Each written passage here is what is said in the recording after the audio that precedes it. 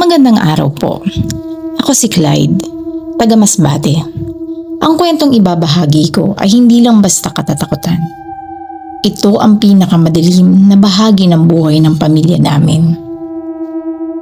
Nung nakaraang taon, umuwi ako sa aming baryo, malapit sa baybayin, para sa kaarawan ng bunso naming kapatid na si Mara. Si Mara ay masayahin, madasalin at malusog. Pero isang hapon, matapos siyang mangolekta ng mga shell sa dalampasigan malapit sa isang malaking puno ng nunok o balete, umuwi siyang tulala. Akala namin ay napagod lang sa init ng araw, pero doon nagsimula ang lahat. Noong gabing yun, habang naghahanda kami ng hapunan, nakarinig kami ng kaluskos sa kisame. Hindi yun daga. Parang may mabigat na bagay na hinihila. Tapos, napansin ko si Mara. Nakaupo siya sa harap ng bintana, nakatingin sa dagat. Pero ang leeg niya, dahan-dahang umiikot, lampas sa kayang gawin ng normal na tao. Tinawag ko siya at inayang kumain. Pero hindi siya lumingon. Pero naririnig ko siyang bumubulong. Hindi Tagalog, hindi rin Masbateño. Parang isang wikang galing sa ilalim ng tubig. Puro lalamunan ng tunog. At ang amoy, biglang bumaho ang buong bahay. Amoy ng nabubulok na isda at lansa na hindi mo maintindihan. Doon na nagwala si Mara. Bigla siyang tumayo at tumalon sa itaas ng aming hapagkainan. Ang bilis niya, Ate B, parang hayop. Sinubukan siyang hawakan ng tatay ko, pero tinulak siya ni Mara ng isang kamay lang. Tumalsik si tatay sa kabilang dingding. Huwag niyo akong hawakan! Sigaw niya. Pero hindi na boses ni Mara yun. Boses yon ng isang lalaking galit na galit. Parang nalulunod. Nakita ko ang mga mata niya. Wala ng puti. Puro itim na lang na parang langis. Nagsimula siyang gumapang sa dingding, pataas sa kisame. Doon nanindig ang balahibo ko. Ang kapatid ko, ang maliit kong kapatid, ay nakadikit sa kisame na parang butiki habang tumatawa ng nakakakilabot. Tumawag kami ng albularyo, si Mang Pedreng. Pagpasok pa lang niya, nagsisisigaw na ang bagay na nasa loob ni Mara. Umalis ka rito, matanda! Akin ang katawang ito! Kumuha si Mang Pedring ng asin at benditadong langis. Sinabuyan niya si Mara. Bawat patak ng langis, umuusok ang balat ni Mara na parang napapasok. Doon ko narinig ang pinakanakakatakot na tunog sa buhay ko. Ang pagsabay ng boses ni Mara at ng boses ng demonyo sa isang mahabang hiyaw. Clyde, tulungan mo ako. Bulong ni Mara sa gitna ng sigaw. Naiyak ako. Gusto ko siyang yakapin. Pero alam kong hindi siya ang nasa harap ko. Sinubukan siyang ilabas ng albularyo sa pamamagitan ng pag-ipit ng daliri niya sa paa gamit ang isang piraso ng kahoy. Nagmura ang espiritu. Nagbanta na kukunin kaming lahat. Inabot kami ng madaling araw. Pagod na ang lahat. Sa huling bugso ng dasal ni Mang Pedring, biglang nanahimik ang paligid. Tumigil ang hangin. Si Mara ay bumagsak mula sa kisame. Diretso sa mga bisig ko. Isang maitim at malapot na likido ang lumabas sa kanyang ilong at tenga.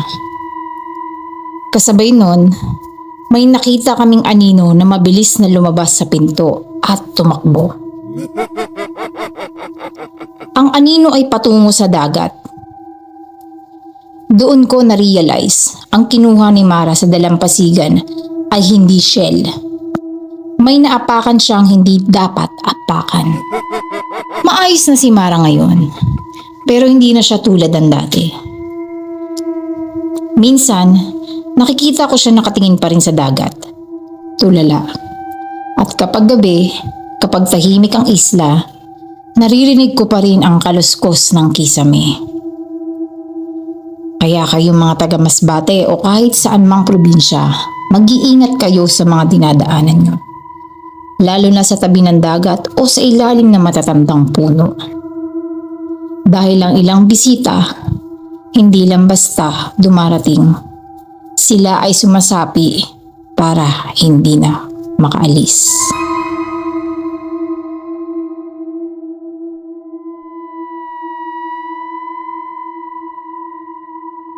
Kamusta po, Ate B? Ako po si Lara. Alam nyo, mahilig talaga kami ng asawa ko sa mga damit. Pero ang kapatid niya, itago natin sa pangalang Gina. Siya yung reyna ng ukay-ukay. Alam nyo yun, yung kahit tambak na yung damit niya sa bahay. Basta may bagong bukas sa kanto, nandun siya. Minsan, nagbiro pa ako sa kanya. Sabi ko, Gina, mag-iingat ka sa ukay na yan. Baka may kasamang may-ari yan. Tatawa-tawa lang siya. Sabi niya, Ate Lara, ano ka ba? Labhan lang sa mainit na tubig at lagyan ng maraming downy. Wala na yan. pero mali pala kami. May mga bagay na hindi nakukuha sa kulo ng tubig o bango ng popcorn. Isang Sabado, may nauwi siyang isang vintage na pulang gown. Ang ganda nito. Silk ang tela niya. Parang pang party nung 1950s. Pero ang weird, kahit nilaban na niya ng 3 beses, may amoy pa rin. Hindi siya amoy ukay, na yung parang gamot. Amoy siya ng sampagita na nalalanta na. Isinukat niya yon sa harap ng salamin. Sabi niya, Ay ate, tingnan mo. Fit na fit sa akin, di ba? Sabi ko sa'yo eh. pero habang tinititigan ko siya, napansin ko, parang namumutla si Gina. At ang mga mata niya, parang pagod na pagod. Tinanong ko siya kung okay lang siya. Ang sabi niya lang, Parang mabigat nga yung balikat ko ate, pero kaya ko naman. noong gabing yun, natulog si Gina. Suot pa rin yung damit. Hindi na raw niya mahubad. Parang dumikit na sa balat niya. Madaling araw, nagising kami ng asawa ko dahil sa ingay sa kwarto ni Gina. Kalampag, kaluskos. Pagpasok namin, nakita namin si Gina. Nakatayo sa gitna ng kwarto. Pero ang postura niya, hindi sa kanya. Tuwid na tuwid, parang isang prinsesa. Pero nakaharap siya sa pader. Gina? Tawag ng asawa ko. Lumingon siya, pero hindi si Gina ang nakita ko.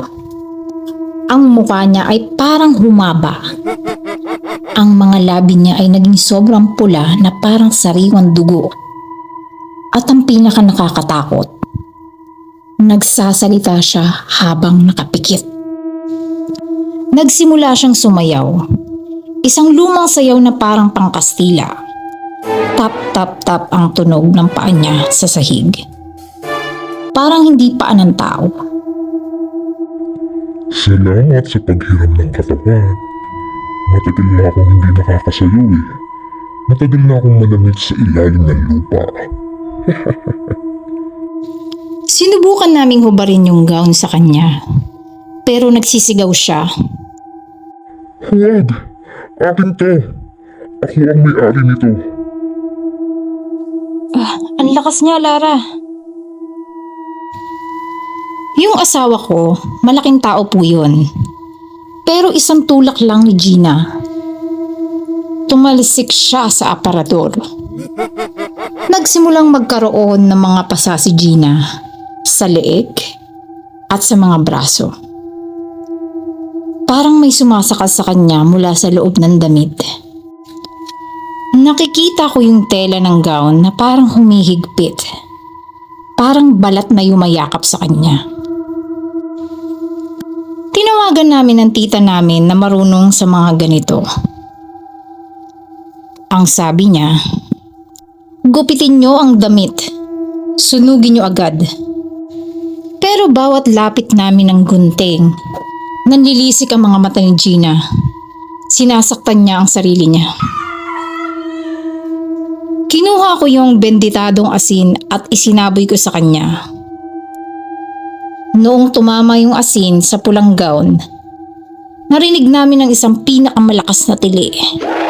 Hindi tili ng tao, kundi tili ng isang hayop na nasasaktan.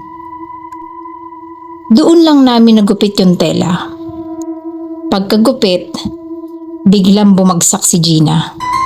Sinunog po namin yung gown sa bakuran. Alam nyo ba, kahit tuyo yung tela, ang tagal bago naging abo. At habang nasusunog, may naririnig kaming boses ng babae na parang umiiyak sa gitna ng apoy. Ngayon po, si Gina, takot na sa ukay-ukay.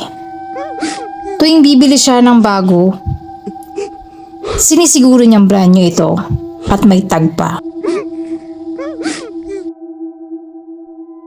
Yun lamang po, Ate B. Maraming salamat po.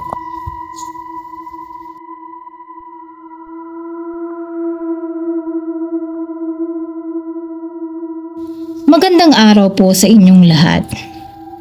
Alam niyo po, hindi ako naniniwala sa sapi noon. Para sa akin, mental health issue lang yan. O guni-guni. Pero nagbago ang lahat nung umuwi ako sa probinsya namin sa Quezon para sa lamay ng lolo ko. Alas 11 na noon ng gabi. Galing ako sa bayan. Namili kasi ako ng mga kape at biskwit para sa mga nakikilamay. Mag-isa lang ako nagmamaneho ng motor. Sa probinsya kasi namin, may isang mahabang kalsada na tinatawag nilang Daanan ng Maligno. Puro matatandang puno ng akasya sa gilid. Ang sabi nila, huwag daw hihinto kahit anong mangyari. Habang nasa gitna ako ng dilim, biglang namatay ang motor ko. Yung tipong walang kuryente. Kahit headlight, wala na. Napaligiran ako ng sobrang dilim. At ang masama, ang lamig ng hangin. Yung lamig na nanunuod sa buto. Sa gilid ng kalsada, may isang matandang babae. Nakayuko siya at parang may hinahanap sa lupa. Ang suot niya, baro at saya na parang nabubulok sa ilalim ng lupa. Akala ko naliligaw lang, kaya lumapit ako. Lola, okay lang po ba kayo? Tanong ko. Hindi siya sumagot. Pero habang papalapit ako, Naaamoy ko yung amoy ng basang lupa. Amoy ng kabaong na bagong hukay. Tumayo ang matanda. Pero hindi siya humarap sa akin ng maayos. Ang leeg niya, tumunog ang mga buto. Hindi ko naigalaw ang mga paa ko. Parang may humawak sa bukong-bukong ko mula sa ilalim ng lupa. Biglang tumingin ng matanda sa akin. Walang puti ang mga mata niya. Puro itim. Bumukas ang bibig niya ng sobrang laki. At alam ko, hindi yun normal sa tao. Ate B, laking gulat ko nang may lumabas na itim na usok sa kanyang mga bibig. Parang may mga kuko din ang bagay na yun. Tapos, lumipad papunta sa akin at pumasok ito sa bibig ko. Doon na ako nawala ng kontrol. Nakikita ko ang lahat, pero hindi ko maigalaw ang katawan ko. Parang naging manonood na lang ako sa loob ng sarili kong utak. Nakita ko ang sarili kong naglalakad pabalik sa motor. Pero hindi ako ang nagmamaneho. Yung bagay sa loob ko, ang may hawak ng manibela. Pagdating ko sa lamay ni Lolo, lahat sila napatingin sa akin. Sabi ng nanay ko, ang putla-putla ko raw at ang lagkit ng mga tingin ko. Bigla akong napaupo sa sahig at nagsimulang kumain ng mga bulaklak sa patay. Sinisigawan ako ng mga pinsan ko pero hindi ako makasagot. Ang lumalabas sa bibig ko ay boses ng isang matandang babae. Akin na to. Matagal ko na siyang hinihintay. Sinubukan nilang hawakan ako. Pero 5 silang lalaki. Hindi nila ako makayanan. Ang lakas ko. Nakikita ko ang mga sarili kong kuko na bumabaon sa braso ng tito ko hanggang sa dumugo ito.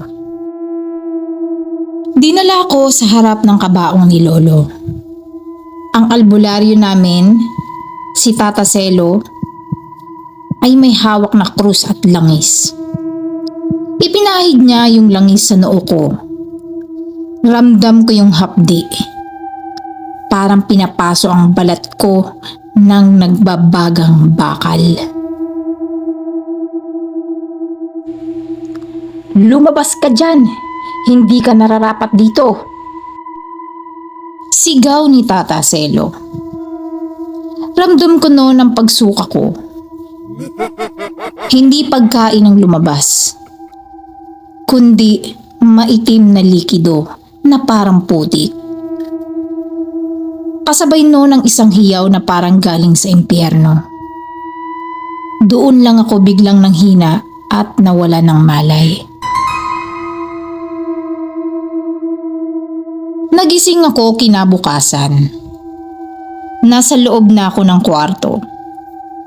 At masakit ang buong katawan ko. May mga pasarin ako sa braso at sa leeg at sa binti. Sabi nila, yung matandang nakita ko daw sa daan, yun daw ang may-ari ng lupang dinaanan ko. At natipuhan daw ako nito.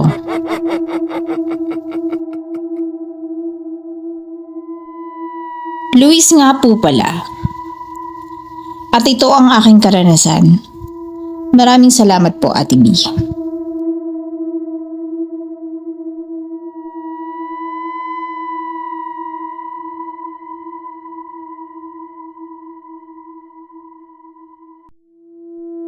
Magandang araw po, Ate B. Ako po si Sheila. Bagong lipat po kami sa Parañaque ng aking asawa na si Patrick. 5 years na po kaming nagsasama. At yung nilipatan po namin ay pagmamayari ni Tia Marie na kapatid ni Papa. Way back 2018 po itong aking kwento. Okay naman po yung inuupahan namin. May sariling kwarto, lababo, at maayos na CR.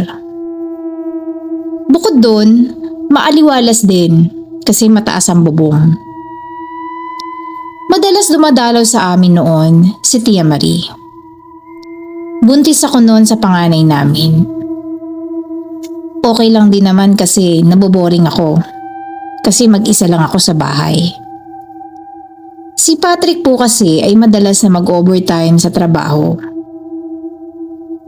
Samahan pa ng sobrang traffic kaya late na talaga siya nakakauwi.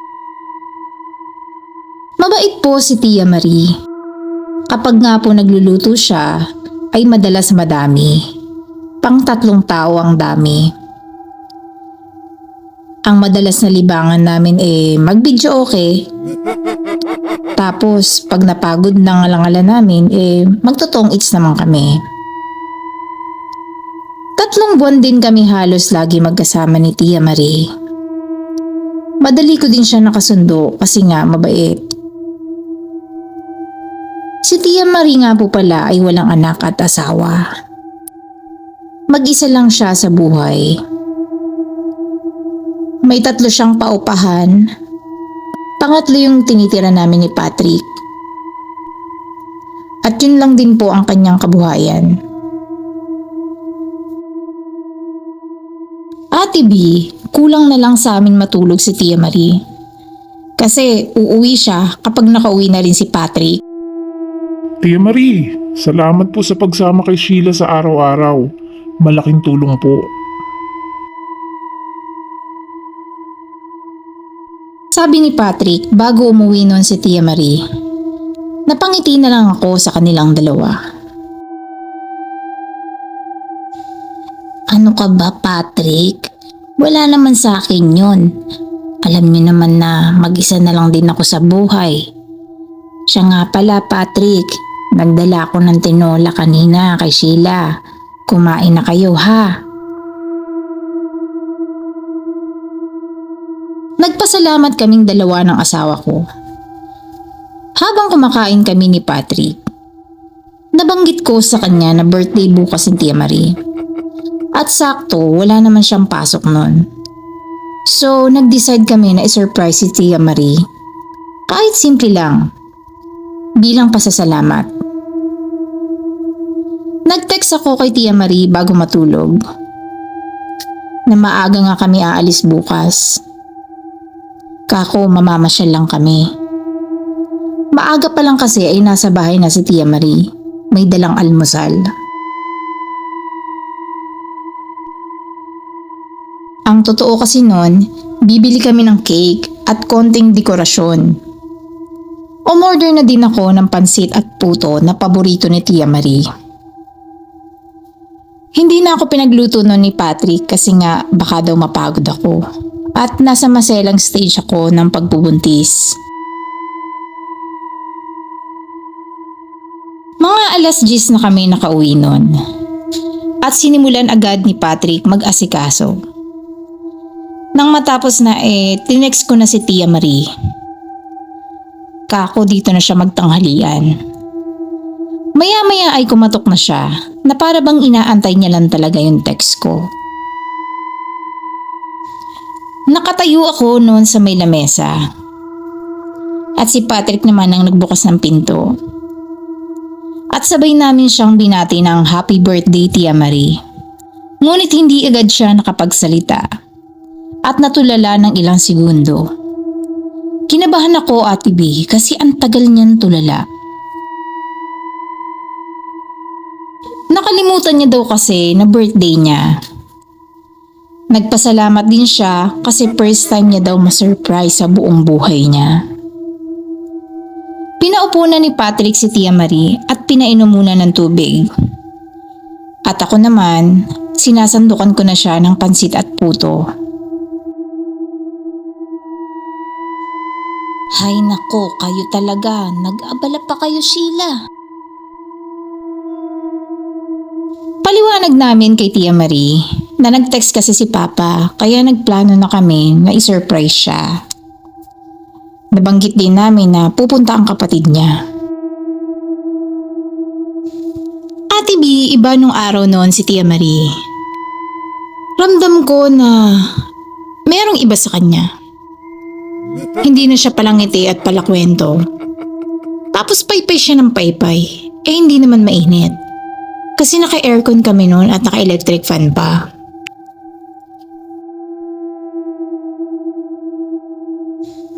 Patayo-tayo siya at palakad-lakad na parang may inaalala.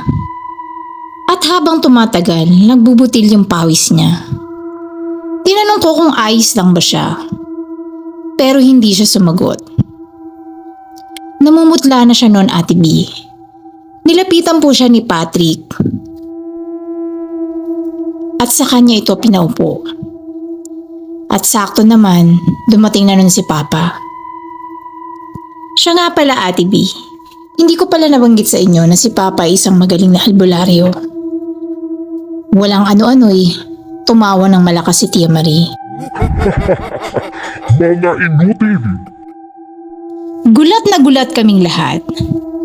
Dali-daling inutusan ni Papa si Patrick na kumuha ng rosaryo, kandila at panggapos. Pareho kami nagtataka ni Patrick kung anong nangyayari. Sige lang ang tawa ni Tia Marie. Nang aktong tatalian na ni Patrick sa Tia Marie, sinampal siya neto at dumugo ang bunganga. Sa sobrang takot, hindi na ako nakagalaw sa sulok. Patrick, alam ko ang sekreto mo. Nagkatinginan kami noon ni Patrick at nakita ko siyang napalunok. Ikaw, Patrick, di ba may relasyon kayo ng boss mo? Napatingin ako kay Patrick at sinabi niyang walang katotohanan ng mga sinasabi ni Tia Marie. Si Papa naman ay nagbabanggit ng mga Latin na salita habang hawak ang rosaryo. At nung dinikit ni Papa yung rosaryo sa noo ni Tia Marie, ay nagsisigaw ito. Tuloy pa rin ang usal ni Papa ng mga Latin na salita kay Tia Marie. Nang biglang atakihin ako ni Tia Marie, bumagsak kami pareho sa lapag. Agad naman itinayo ni Papa saka ni Patrick si Tia Marie palayo sa akin. Sunod niyang inatake si Patrick. Kinagat niya ito sa kaliwang tenga at tinapyas ito. Lalo po ako nanigas at napasigaw na lang sa nakita ko. Sobrang lakas ni Tia Marie. Kaya ang lakas ni Papa at ni Patrick. Inutusan ako ni Papa na magtago muna sa kwarto at mag-lock ng pinto. Huwag daw muna akong lalabas hanggat hindi niya sinasabi. Pero bago ko isarado yung pinto, nakita ko si Tia Marie. Nakatingin siya sa akin. Sa loob ng kwarto, naririnig ko sila na nagsisigawan at ang mga tawa ni Tia Marie na nakakakilabot. Matapos ang ilang oras na panggagamot ni Papa kay Tia Marie, lumabas ako at nakita ko si Tia Marie na tulog na. At si Papa naman ay ginagamot ang tenga ni Patrick. Hindi ko tinanong yung mga detalyeng nangyari kay Tia Marie. Bagkus, tinanong ko si Patrick kung totoo yung sinabi ni Tia Marie. Hinawakan niya lang po ang aking kamay at sinabing, "Hindi totoo na nagtaksil ako sa'yo. Hindi totoo na nagtaksil ako sa'yo. Pilit kong iniiwasan yung boss ko, pero talagang lumalapit siya at pinipilit ako sa mga bagay na ayaw ko. Huwag ka mag-alala, nagpasa na ako ng resignation nung nakaraang linggo. Alam ko nasaktan kita, pero pangako nagsasabi ako ng totoo." Niyakap ako ni Patrick, Ate B. At si Tia Marie naman ay binuhat na ni Papa papunta sa bahay niya. Matapos ang pangyayaring yun, nagdesisyon si Papa na dun muna tumuloy kay Tia Marie dahil nag-aalala ito.